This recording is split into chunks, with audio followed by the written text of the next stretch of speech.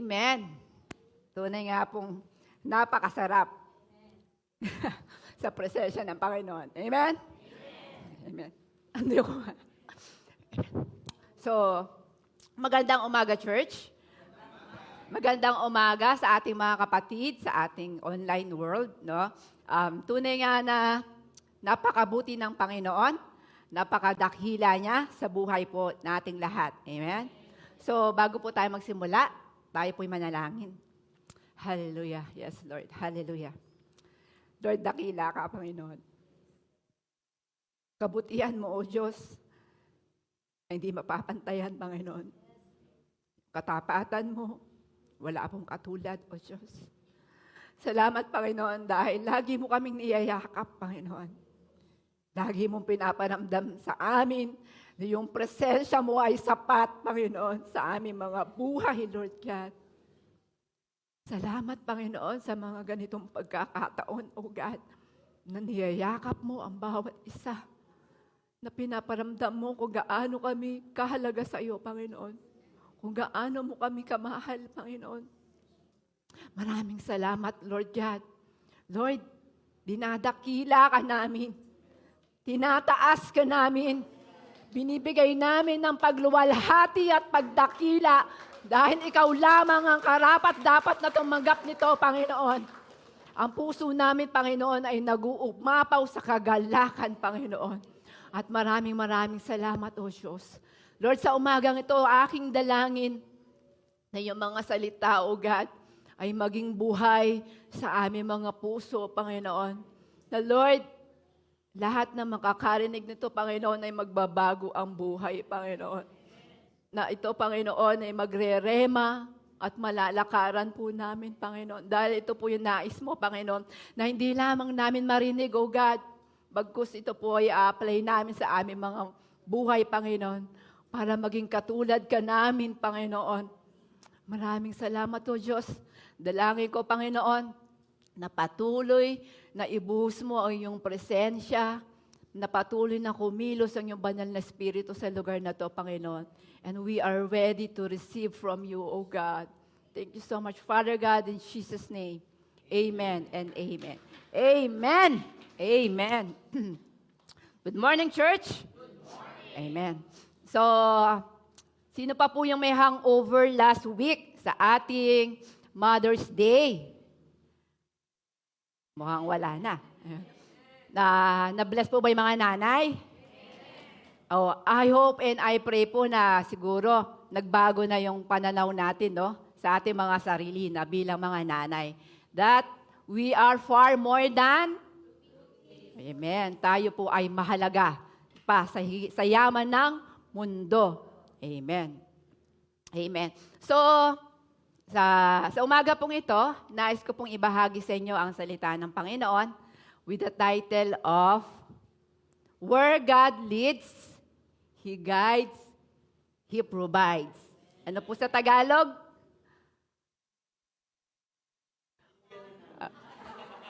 Amen. So, where God leads, He guides, and He provides. Amen. Sa isang pamilya po, no? Sa isang pamilya, sino po yung nagli-lead? Sino po yung nag-guide sa family? At sino din po yung nagpo-provide? Amen. Yung tatay po, no? So, advance na to kasi sa June, Father's Day na. Happy Father's Day po. Amen. So, ang ating ama, katulad din po ng ating ama na nasa langit, siya rin po yung nagli-lead sa atin. Siya rin po yung nag-guide. At siya rin po yung nagpo-provide. Amen? So, sa lumang tipan po, alam naman natin kung paanong sinamahan ng Diyos ang mga Israelita. Na kung paano silang nakalabas, no, doon sa Ehipto, na sila ay pinayagan na ng Paraon na umalis sa Ehipto, at sa kanila pong paglalakbay, nandoon na sila'y ginabayan ng Panginoon. So basahin po natin ang Exodus chapter 13, verse 21. Sabi po, the Lord went ahead of them. He guided them during the day with a pillar of cloud And he provided light at night with a pillar of fire. This allowed them to travel. Amen. So ang point number 1 po natin ay, where God leads, He guides. Amen. Sabi po sa Tagalog, kapag araw, ginagabayan sila ng Panginoon sa pamagitan ng makapal na ulap. At kapag gabi, ay ginagabayan sila sa pamamagitan ng naglalagablab na haliging apoy na nagbibigay sa kanila ng liwanag para makapaglakbay sila araw man o gabi. Amen. So, God lead them, guide them, and provide a pillar of cloud during the day and a pillar of fire during the night. Napakagandang, tunay nga na ang Diyos ay dakila. Napakabuti ng Diyos sa mga Israelita, di po ba? So, kapag po oras na para pumunta po ang Israelita sa isang lugar, ang ginagawa po, ang ulap po na ito, saan? Ayan. Ang ulap po na iyan ay tumataas. At siya po ay nagsisimulang gumalaw. Kaya ang mga tao ay sumusunod sa ulap na yan. So, yung pillar of cloud po na iyan, ang naging guide ng mga Israelita kung saan sila lugar na pupunta. At sa araw naman po ng gabi, ang Diyos pa rin ay nagbigay sa kanila. So, meron pa rin pong pillar of fire. Kasi po sa gabi, hindi na nakikita ng mga Israelites yung ulap, kaya ang pillar of fire naman, ang nagiging gabay nila na kahit po sa gabi, sila po ay nakakapaglakbay. Amen? Grabe po si Lord, no? Napakabuti ng Panginoon sa mga Israelites. Meron siyang laging way para gabayan yung mga anak niya. No? Hindi siya nauubusan ng way. No? Amen? So, ang ulap at ang fire po na yan ay humihinto sa isang certain na place. Kaya kahit hindi po nila alam, yung nakakapunta na sila or nakakapaglakbay na po sila ng malayo. Kasi yan yung, kapag huminto po yan, sila din po ay hihinto. Ayan po yung guide nila. Amen? Amen. So, ang Panginoon po ay personal na nagbigay ng direksyon, ng galaw, kung saan sila pupunta or saan sila patutungo. No? Personal po yung direksyon niya. Personal yung paggabay ng Diyos sa mga Israelita. Kaya ngayon po, isipin natin, pagdating sa buhay po natin ngayon, no? Pagdating sa buhay natin ngayon, sa pang-araw-araw nating buhay, tayo po ay laging may desisyon na ginagawa. Tama po? At yung mga desisyon na yon, kailangan po ng gabay mula sa ating Panginoon. Pero, minsan, may mga mabibigat tayong desisyon na kailangang gawin. Na minsan sinasabi natin, Lord, ano po ba yung dapat kong gawin dito? Diba? Hindi po ba madalas nahihirapan po tayo sa mga desisyon na ito? Minsan gusto nating sundin yung Diyos, gusto nating sundin yung kalooban niya, kaya lang, minsan hindi tayo sigurado kung ano yung tamang desisyon na dapat nating gawin sa bawat sitwasyon. Amen? Kaya siguro sasabihin natin, buti pa sila, meron silang pillar of cloud, meron silang pillar of fire na gumagabay. Pero alam nyo po, na meron pong, we have something better and so much better. Wala man tayong pillar of cloud, wala man tayong pillar of fire, but we have the Holy Spirit. Diba? Ayun yung pinakamainam na binigay ng Diyos. No? Sabi nga ni Pastor kanina, He is our advocate, our helper, our teacher, comforter. Amen. He is our comforter, no? So si Banal na Espiritu po ang iniwan ng Diyos para maging gabay natin. Pero paano tayo magagabayan ng Panginoon kung sa buhay natin hindi siya nangunguna? Diba? Kaya nga sabi, where God leads, He guides. sa mga desisyon natin sa buhay, paano tayo bibigyan ng gabay ng Diyos kung hindi naman natin siya ina-allow na pangunahan tayo? Lalong-lalo na sa, halimbawa po, ikaw bilang estudyante, mag-aaral ka ng college, gusto mo yung course na to, pero hindi mo naman dinulog sa Kanya.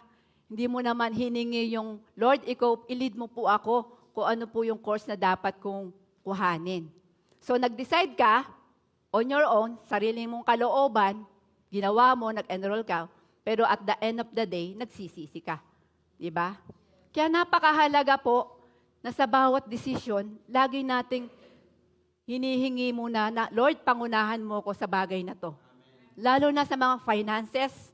O halimbawa, gusto mong magtayo ng isang business, pero dahil iyon yung uso sa TikTok or nakikita mo sa social media, so ginarab mo, tinake mo yung business na yon na hindi mo dinulog sa Panginoon, na hindi mo hiningi yung, Lord, pangunahan mo ko, i-lead mo ko dito, tama ba to? So at the end of the day, kabiguan. No? Kaya, where God leads, He guides. Lagi pong magkasama yan. Hindi tayo gagabayan ng Diyos kung hindi natin hahayaan na pangunahan siya sa ating mga buhay.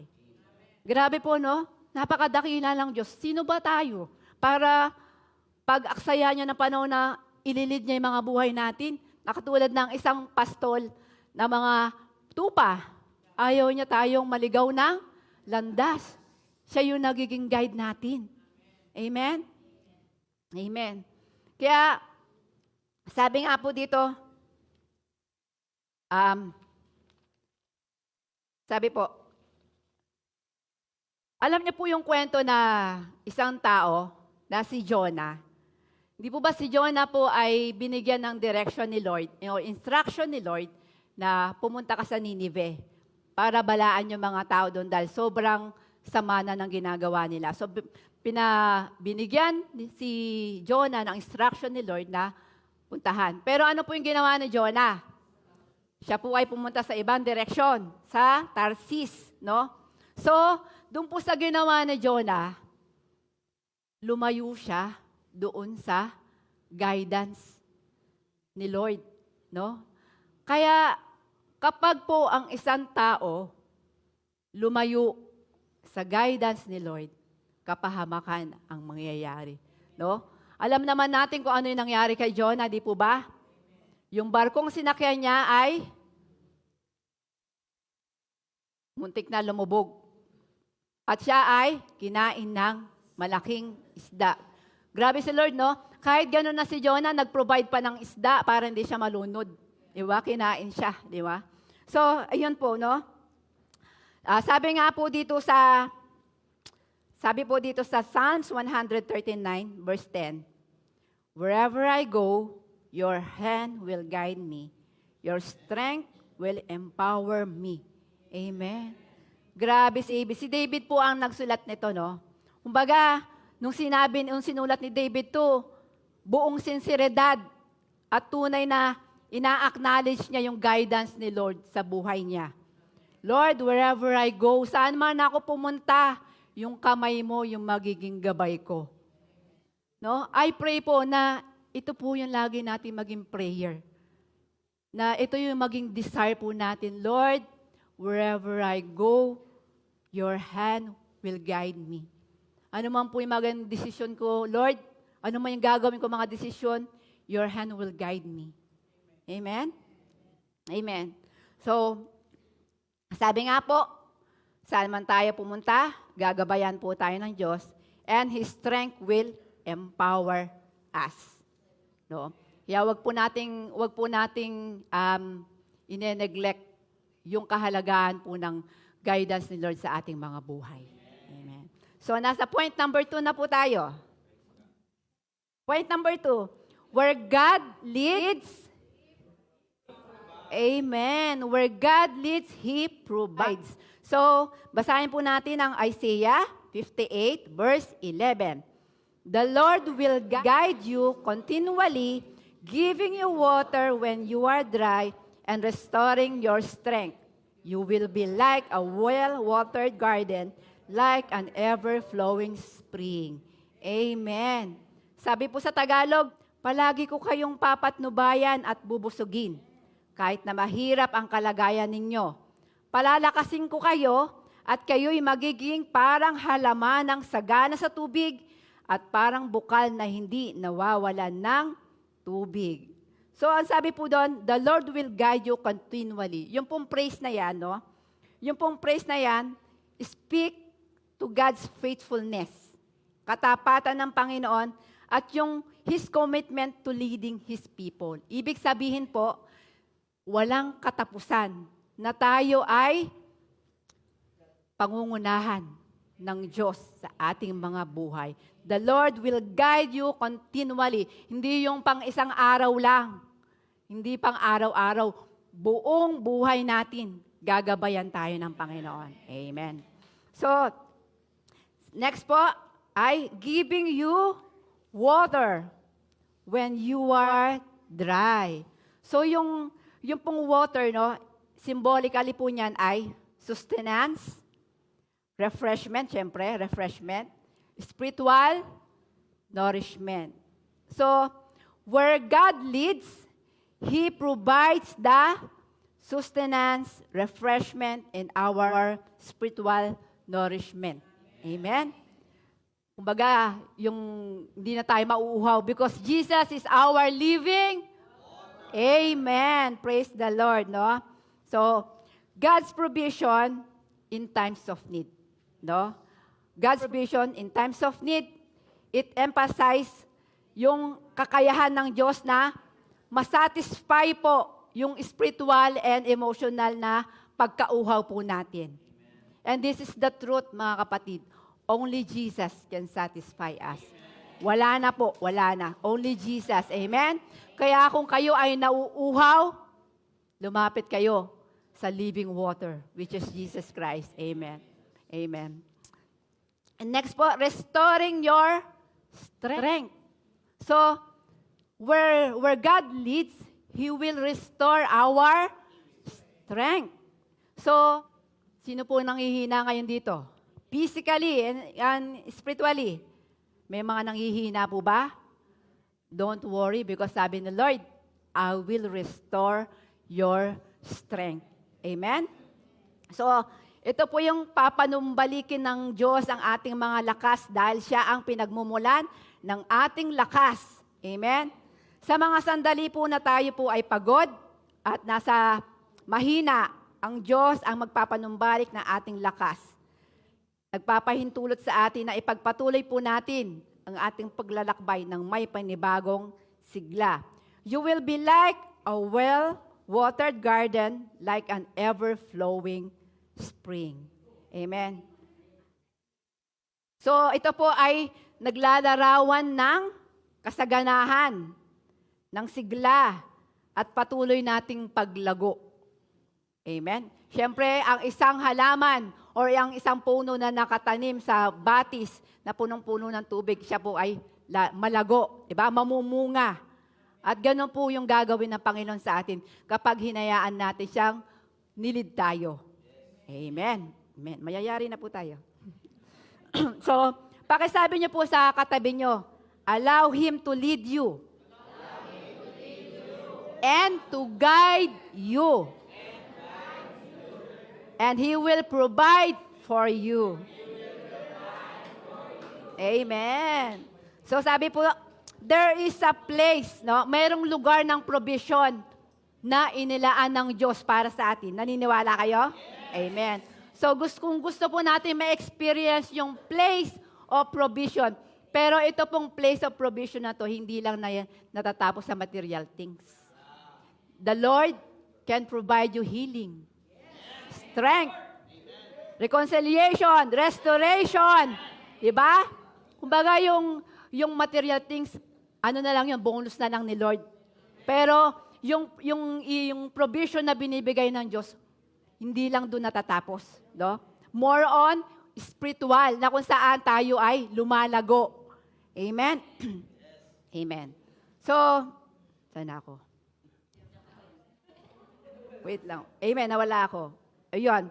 So, lahat po tayo gusto nating i-guide ng Lord, di po ba? Okay. Amen. So, maniwala po tayo na mayroong naka-store na provision si Lord sa bawat isa sa atin that are available this year. Claim it, no? There is a provision. Ulitin ko po kasi parang di kayo excited, ako excited, no?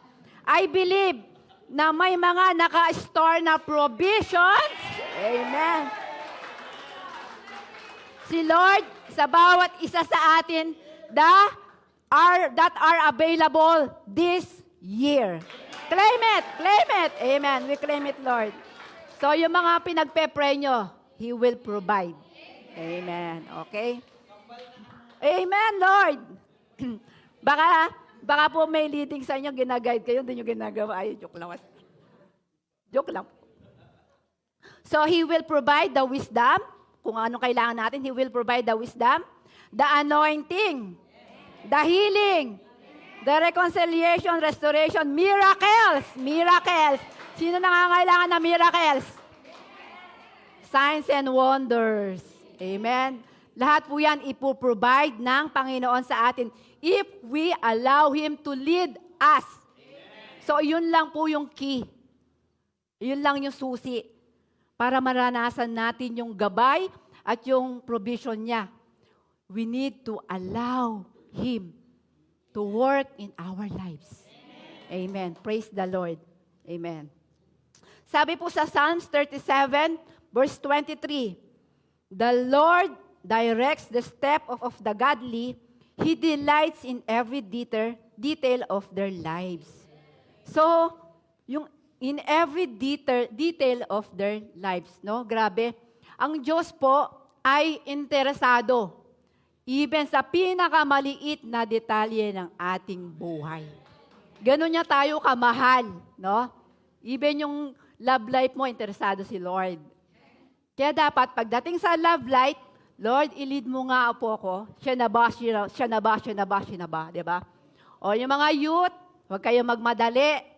Kasi ang sabi ni Lord, anak, mag-aral muna kayo. Kasi kung wala kayong kakayahang mag-date or pang-date, wala kayong karapatang mag-shota. Mag-girlfriend, boyfriend. Kasi yung pang-date na yun, sa baon nyo lang kinukuha, di ba? There is a perfect time for everything. Makakapaghintay yan. Kaya Ivan, bawal ang girlfriend. Magtatapos ka muna. Amen. Praise the Lord. Amen? Friends lang. Friends lang. Di ba na Isaiah? Oo. Bakit? Ang saya-saya natin. Amen? So, ang Diyos po ay interesado sa lahat ng detalye na ating buhay. Sa ating career, sa ating relasyon, lahat po, no? Gusto ng Diyos na yung aspeto ng buhay natin nangunguna siya. Amen. Amen.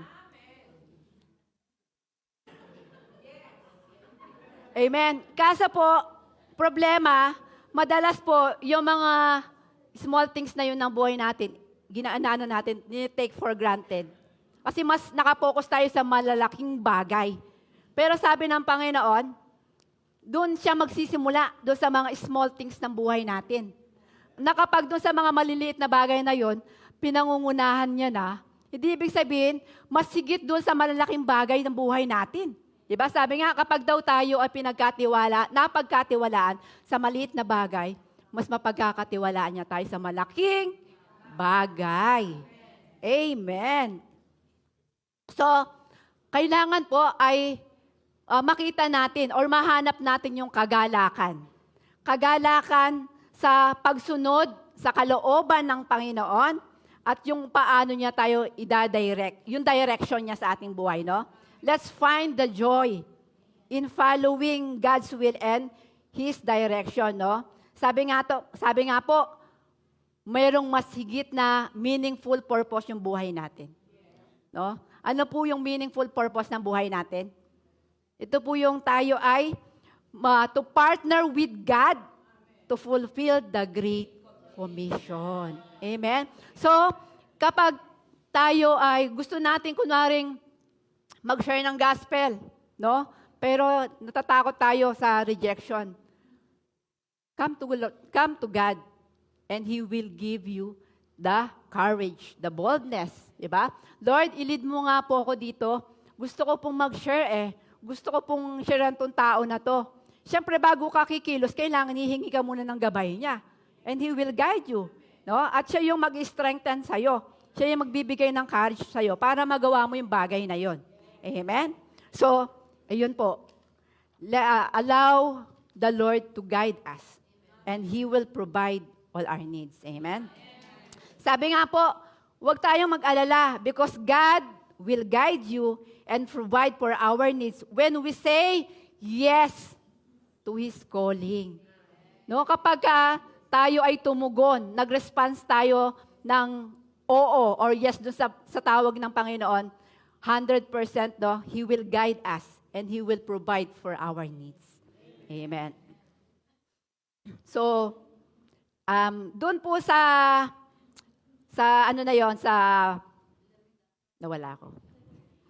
So, doon po sa pag-guide ni Lord, sabi nga po, where God lead, He provides. So, ang letter A po, letter A, He provides more when we are close to Him. Amen.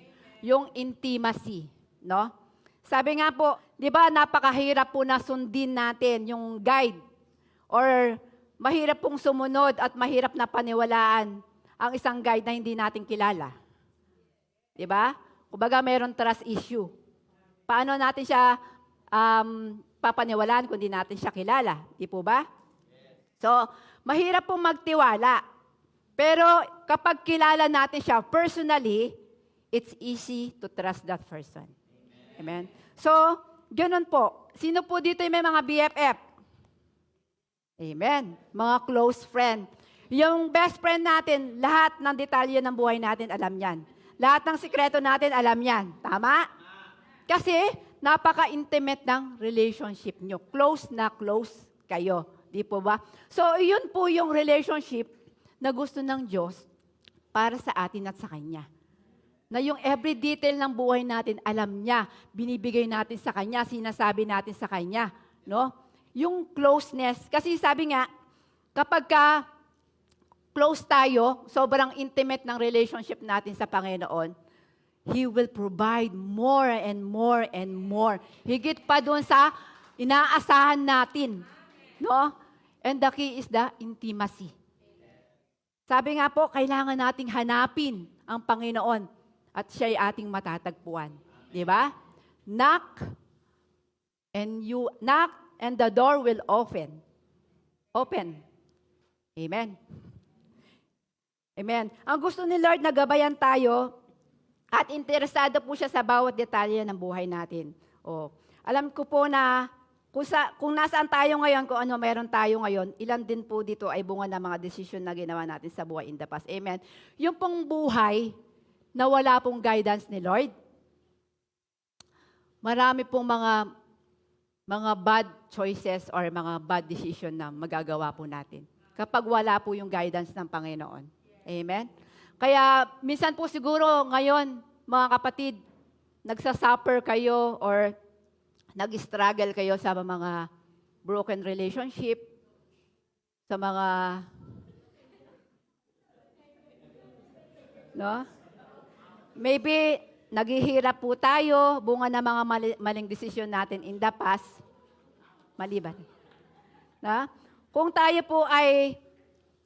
naman po ay nakakaranas ng overflowing of joy, peace, love, or yung goodness ng Diyos, it is the result of good, wise decision choices na ginawa natin sa buhay. So nakita po natin yung pagkakaiba nung may guidance at walang guidance, no? Ako po, personally, testimony ko, yung pong time na nagkaroon po ng pagsubok, no? Sinubok ni Lord yung marriage life po namin mag-asawa, no? Nung pong nangyari yon, kung wala po yung guidance ni Lord sa buhay ko, worst thing yung nagawa ko po siguro. Pwede kong gumante, di ba? Marami akong pwedeng gawin. Pero at the end of the day, doon sa bad choices na yon, yung mga anak ko ay magsasuffer.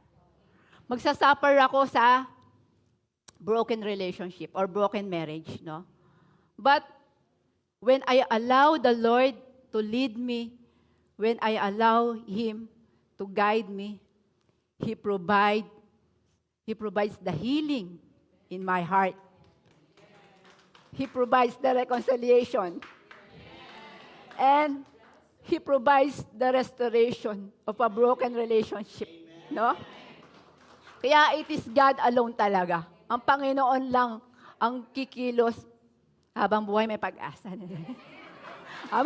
May pag-asa ka pa. Amen. May pag-asa habang buhay. Nay, the Lord will give you miracle today. Claim it. Miracle. And restoration. Amen. Oo. Ayan. So, minsan po kasi, no, nag-a-ask tayo or nagpe-pray tayo ng Lord, ayusin mo naman yung nasirang relationship. Reconciliation, Lord. Pinagpe-pray mo, reconciliation, restoration. Tapos, meron naman, gina-guide ka naman ni Lord. Oh, gusto mo yan. Puntahan mo na. Ikaw na yung pumunta. Ikaw na yung maghingi ng sorry. Diba? Ay, gina-guide ka na eh. Ay, hindi, Lord. Masyadong masakit yung ginawa niya sa akin. Ang gusto ko, Lord, magkakaayos kami, pero siya pupunta rito. Oh, diba? Bali. So, kumbaga, pray ng reconciliation or restoration ng broken relationship. Gina-guide naman na tayo ng Diyos, binibigay niya na yung gagawin natin, ayaw naman sumunod. Paano naman si Lord nun? Diba? Kasyas mo naman muntok, anak. Oh. Manaya ka, siguro 10 years, ganyan pa rin, or more than, diba? Ganun po eh. Kaya hindi sinasagot or nasasagot yung prayer natin because sa atin na rin. Ini-ignore natin yung guidance na binibigay ng Diyos, yung leading na binibigay ng Diyos because of our pride. Amen? So, kailangan ng humble heart, humility, no? Ano ngayon kung siya yung nanakit sa'yo? Pinagpe-pray mo nga, maayos kayo eh. Di ko na magpakumbaba. Oh. Kaya, Nay,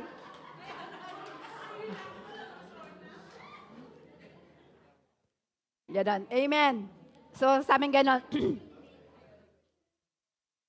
So, meron po tayong mga, nagsasuffer po tayo, kung nagsasuffer man po tayo ngayon ng mga bad decision po natin or mga bad choices po natin sa buhay, meron naman po tayong good news. No? Kasi, ang kaaway po, gagawin niyang lies sa atin. Lagi niyang i-remind sa atin yung mga nagawa natin in the past. No? Pero sabi ni Lord, sa Isaiah 43, verse 18 to 19. Sabi po doon, see, I am doing a new thing. Now, it springs up. Do you not perceive it? Forget the past. Amen? Amen? So, we are not the prisoner. You are not the prisoner of your past. No? God is a God of new things. Amen? So, wag na po tayo mag-dwell doon sa mga pagkakamali na nagawa natin in the past. Ngayon po yung tamang panahon na, sabi nga, God will do new things when we allow Him to guide us. This is the season na, Lord, ito na yung buhay ko, ilid mo na. Gabayan mo na, bahala ka na. I surrender it all to you, O God. Diba? Amen. So, we can start today because God is the God of future. The devil will always remind you of your past, but the Lord will always remind you of your future. Amen. So, wag po tayong maging, don't be a prison of your past. You can make a good, wise decision today Just let God lead you and guide you. Trust His ways. Amen.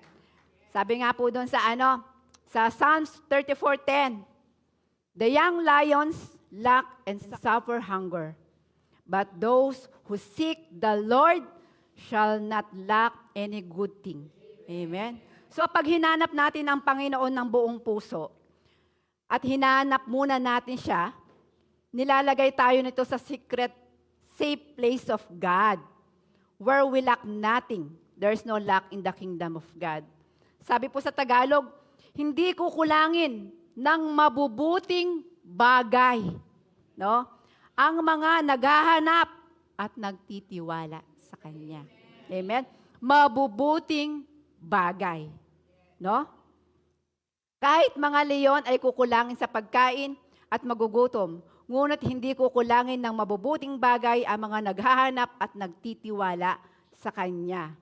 Sabi nga po doon, sa kanta, kahit kailan, di ka nagkulang. Biyaya mo sa akin ay laging laan. Amen? Kaya i-claim nyo, Lord, hindi ako magkukulang. The Lord is my I lack. Amen. Praise the Lord. So letter B na po tayo. He provide more when we surrender in Him. Amen. So, sabi po, trust in the Lord with all your heart and lean not on your own understanding. In all your ways, acknowledge Him and He shall direct your paths. Amen. So, kailangan po na ang pagtitiwala. No? He will provide more when we surrender in Him. Kailangan po na tayo magtitiwala ng buong puso sa Panginoon. So, sabi po dito, kapag tayo ay nagtiwala sa isang bagay, no, nilalagay natin yung ating seguridad sa bagay na yon. Amen? Sabi nga po, di ba, yung po mga father natin, yung tatay po natin, lubos po tayo nagtitiwala sa tatay natin dito sa lupa. Kasi, nakikita natin yung buo pong, nandun po yung integridad nila, yung kakayahan nila, yung mabuting pagkatao nila. Kaya, at dahil kilala natin siya, may kaugnayan tayo sa kanya. Kaya tayo po ay nagtitiwala. So, ganun din po sa ating amang nasa langit. Dapat po, ang buong buhay natin, no, pagtiwalaan po natin yung pamamaraan ng Diyos sa ating buhay. Masakit man o to, o hindi. Amen? So, ayun po. So, number 3. He provides more when we allow Him to work through us. Obedience. No? Kailangan, sabi ko nga po, kapag tayo ay nililid ni Lord, tayo ay ginagabayan na ng Diyos, kailangan sumunod na tayo. No? Obedience, kailangan po ng pagsunod sa Panginoon. Obedience, ito po yung pinag-uusapan na po yung obedience, kasama po dyan yung test. So, sinusubok po ng Panginoon yung ating pagsunod. Kapag tayo sinusubok ng Diyos, gusto niya na dalhin tayo doon sa place of provision. Amen? So, katulad nga po nung isa-summarize ko lang po ng konti. Si Abraham po, di po ba? Alam po natin kung gaano niya sinunod or paano siya nakapass doon sa test ng Diyos na sinabi sa kanya, ialay mo yung pinakamamahal mo at nag-iisa mong anak na si Isaac sa akin, no? Pero ano pong ginawa ni Abraham? Kahit na masakit sa kanya, sumunod siya. No? Sumunod siya sa pinag-uutos ng Panginoon. At nakita ng Diyos na yung pagiging obedient po ni Abraham. At doon sa panahon, in that moment, sabi nga po, ano pong ginawa ng Panginoon? He provide the sheep for the burnt offering. Di po ba? So, kumbaga, tinest siya. Sabi nga po, kapag tinetest tayo and we obey, He provide. God will provide. Amen? So, sa mga kapatid ko po ngayon, kung mayroon man po kayong pangangailangan, material man o lahat, lumapit po tayo doon sa source of everything. Amen? Amen. So, the Lord is my shepherd. I lack nothing. He makes me lie down in green pasture. He leads me beside quiet waters. He refreshes my soul. He guides me along the right paths for His name's sake. Even though I walk through the darkest valley, I will fear no evil, for you are with me. Your rod and your staff, they comfort me. Amen? Jesus is our good shepherd, and we lack nothing.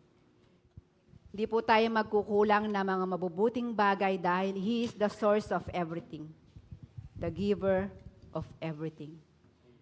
Mga kapatid, tayo po'y tumayo.